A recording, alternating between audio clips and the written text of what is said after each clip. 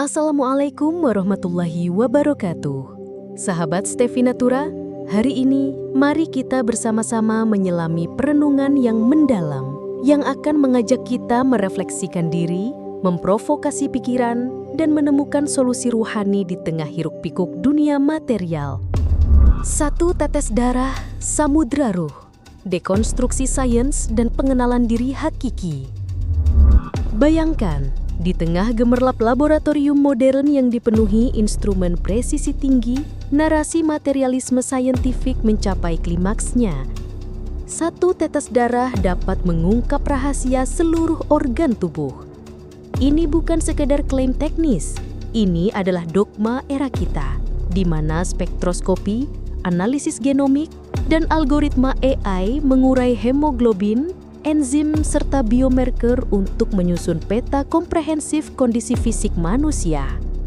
Kita sebagai masyarakat yang terpesona oleh kemajuan ini, menyerahkan harapan kita pada mesin-mesin itu. Percaya bahwa dalam cairan merah itu tergandung jawaban atas segala penyakit, dari diabetes hingga kanker. Namun di balik keajaiban ini tersembunyi ironi yang menusuk. Sains telah menaklukkan tubuh, tetapi justru memperlemah pemahaman kita tentang esensi yang menghidupinya. Paradoks ini semakin tajam ketika kita telusuri akarnya. Sains modern dengan pendekatan reduksionisnya berhasil mendiagnosis disfungsi hati melalui kadar enzim ALT dan AST, atau mendeteksi ketidakseimbangan hormon melalui tes kortisol. Tapi bisakah ia mengukur derita jiwa yang tak kasat mata? Seperti sakit hati akibat pengkhianatan, atau kegelisahan eksistensial yang melanda di tengah malam? Ia presisi dalam mengukur glukosa darah, tapi lumpuh saat menghadapi manisnya iman yang meluap dalam doa atau pahitnya dosa yang menggerogoti nurani. Kita menjadi generasi yang obsesif dengan aplikasi kesehatan di ponsel, memantau denyut jantung dan kadar kolesterol secara real time. Sementara kebusukan moral seperti korupsi sistemik atau ketidakadilan sosial dibiarkan membusuk tanpa diagnosis. Miliaran dolar digelontorkan untuk memecah kode DNA, tapi kita kehilangan kompas untuk mengurai makna hidup. Siapa aku? Untuk apa aku ada? Paradoks ini bukan kebetulan. Ia adalah konsekuensi logis dari materialisme yang menganggap realitas hanya apa yang bisa diukur, diuji, dan direplikasi di laboratorium. Untuk membalikkan narasi ini, kita harus menelanjanginya hingga ke akar ontologisnya. Jika satu tetes darah fisik menjadi jendela ke seluruh jasad, mengapa kita menolak adanya sampel yang lebih halus, lebih primordial, yang membuka jendela ke seluruh eksistensi? Titik provokasi di sini bukan sekadar metafora, ia adalah tantangan epistemologis. Tubuh memerlukan sampel eksternal seperti darah untuk dikenali, tapi ruh tidak. Ruh adalah sampel itu sendiri, esensi yang tak terpisah dari yang diamati. Dalam tradisi intelektual dan spiritual Islam, konsep ruh ini didekonstruksi dengan kedalaman yang menakjubkan. Al-Quran menyatakan dalam surah As-Sajdah 32 ayat 9, kemudian dia menyempurnakan dan meniupkan ke dalam tubuhnya roh ciptaannya, min ruhihi, dan dia menjadikan bagi kamu pendengaran, penglihatan dan hati, tetapi kamu sedikit sekali bersyukur. Ayat ini bukan metafora poetis.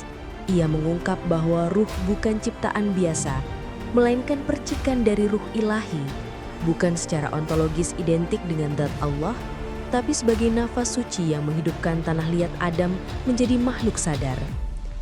Imam Al-Ghazali dalam karya-karyanya seperti Ihya Ulum Ad-Din membedah ruh sebagai elemen ilahi yang murni dan abadi, berbeda dari nafs, jiwa yang cenderung pada hawa nafsu hewani. Menurut Al-Ghazali, ruh adalah kendaraan kehidupan yang langsung dari Allah, sementara nafs adalah aspek animalistik yang perlu dimurnikan.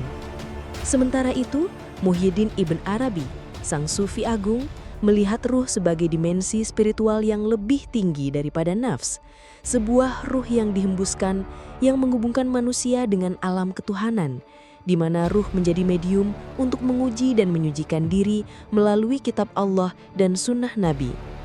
Ruh ini adalah sampel ilahiyah yang dititipkan, bukan sebagai bagian dari Allah, tapi sebagai atribut yang mencerminkannya, seperti cahaya yang memantul dari sumber cahaya utama. Sampel ruh inilah yang menjadi kunci untuk membaca seluruh organ alam semesta. Alam raya adalah tubuh kosmik yang beroperasi di bawah sunatullah, hukum fisika yang rigid seperti gravitasi, termodinamika, dan evolusi. Untuk memahami tubuh semesta ini, diperlukan sampel yang kompatibel, yang berasal dari penciptanya sendiri. Ruh dalam diri manusia adalah interface itu, penghubung antara yang fana dan yang abadi. Seperti GPS yang terprogram untuk pulang ke rumah, ruh adalah kompas internal yang mengarahkan kembali ke sumbernya. Saat ilmuwan modern menggunakan mikroskop untuk menganalisis darah dan memahami tubuh, para arifin seperti Ibn Arabi menggunakan kontemplasi ruh untuk membaca Tuhan melalui tajalli ilahi di alam. Lalu, di mana solusi konkretnya? Solusi terletak pada pergeseran paradigmatik dari diagnosis fisik yang reduktif ke diagnosis rohani yang integratif dan holistik. Pertama, dekonstruksi narasi materialistik harus lebih tajam. Sains adalah alat ampuh, tapi ia bukan tuan atas realitas. Keberhasilannya dalam memetakan tubuh, seperti melalui neuroimaging yang mencoba menangkap kesadaran, tidak memberi hak untuk menyangkal realitas non-material. Neuroscience mungkin mengklaim bahwa pikiran hanyalah aktivitas neuron, tapi itu gagal menjelaskan mengapa ruh sebagai esensi ilahi melampaui reduksi biologis. Kritik ini menggemakan Al-Ghazali dalam Tahafut Al-Falasifah, di mana ia membongkar asumsi filsuf Yunani bahwa akal semata cukup, sementara ruhlah yang menghubungkan ke pengetahuan ilahi. Kedua, melatih laboratorium diri menjadi imperatif. Jika lab medis punya spektrometer, lab rohani kita punya kolb, hati sebagai pusat intuisi spiritual, akal yang tercerahkan oleh wahyu, dan zikir, pengulangan nama Allah. Protokolnya, sholat khusyuk sebagai kalibrasi harian, puasa sebagai detoks dari nafsu, dan amal solih sebagai eksperimen untuk membersihkan ruh dari kontaminasi duniawi.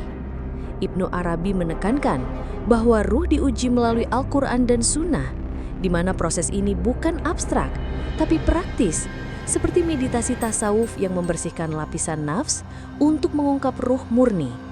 Ketiga, membaca penyakit dengan dua lensa, holistik dan tajam. Penyakit fisik bukan sekadar gangguan kimiawi, ia adalah sinyal ruhani. Sains melihatnya sebagai ketidakseimbangan biologis, tapi spiritualitas melihatnya sebagai manifestasi ketidakseimbangan hubungan with Allah, seperti kekeringan iman, sesama, seperti dendam, atau diri sendiri, seperti egoisme. Pendekatan integratif, obati gejala fisik dengan obat, tapi sembuhkan akarnya dengan taubat dan muhasabah. Contoh depresi bukan hanya defisiensi serotonin, tapi mungkin panggilan ruh untuk kembali ke fitrah. Kesimpulannya, satu tetes darah adalah metafora yang memakau, mengingatkan bahwa yang kecil mengandung yang besar, yang partikular mencerminkan yang universal. Tetes darah membawa kita ke pengenalan tubuh, tetes ruh membawa ke pengenalan Rob al-Alamin.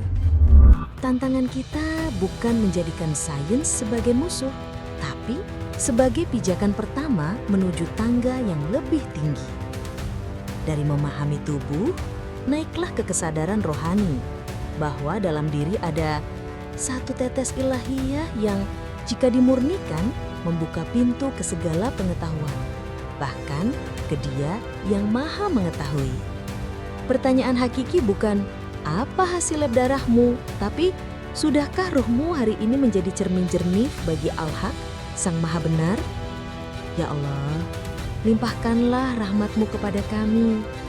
Sucikan ruh kami dari noda dunia dan bimbinglah kami menuju pengenalan diri yang hakiki agar kami semakin dekat denganmu. Ampunilah dosa-dosa kami, terimalah amal kami, dan jadikanlah perjalanan ini bermanfaat bagi siapa saja. Amin ya Rabbal Alamin. Jika video ini menyentuh hati Anda, like dan komen pengalaman refleksi Anda di bawah. share ke saudara-saudara kita agar manfaatnya meluas, dan subscribe channel ini untuk perjalanan spiritual mendalam lainnya. Wassalamualaikum warahmatullahi wabarakatuh.